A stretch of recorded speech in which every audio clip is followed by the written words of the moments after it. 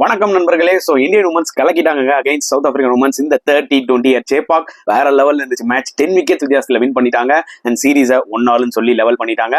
So ரெண்டு டீமுமே வந்து பார்த்தீங்கன்னா ட்ராஃபி ஷேர் பண்ணாங்க. அந்த மூமெண்ட் செம்மையா இருந்தது. ஏன்னா சேப்பாக்கு நான் போயிருந்தேன் அந்த தேர்ட் T20க்கு நேற்று. It was a fantastic experience மக்களே. ஷூரா அதோட லாங் வீடியோ பற்றி நான் போடுவேன், நீங்க அந்த ரிவ்யூ பாருங்க. அண்ட் இந்த மேட்சை பொறுத்த வரைக்கும் டாஸ் வின் பண்ணி போலிங் எடுத்தாங்க. ஒன்ஸ் அகைன் ஹர்மன்பிரீத் கௌர் 3 தடவை டாஸ் வின் பண்ணியிருக்காங்க இந்த சீரீஸ்ல.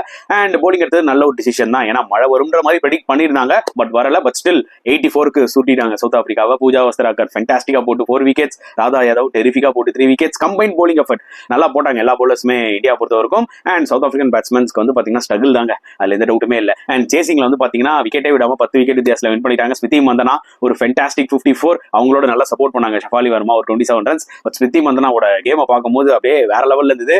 அண்ட் சேப்பாக் கிரௌட் வந்து பாத்தீங்கன்னா பயங்கரமா என்ஜாய் பண்ணாங்க தான் சொல்ல முடியும். ஸோ சூப்பர் மேட்ச், அதுல டவுட்டே கிடையாது. உங்களோட கருத்துக்கள் என்னன்றதை கமெண்ட் செக்ஷன்ல போடுங்க.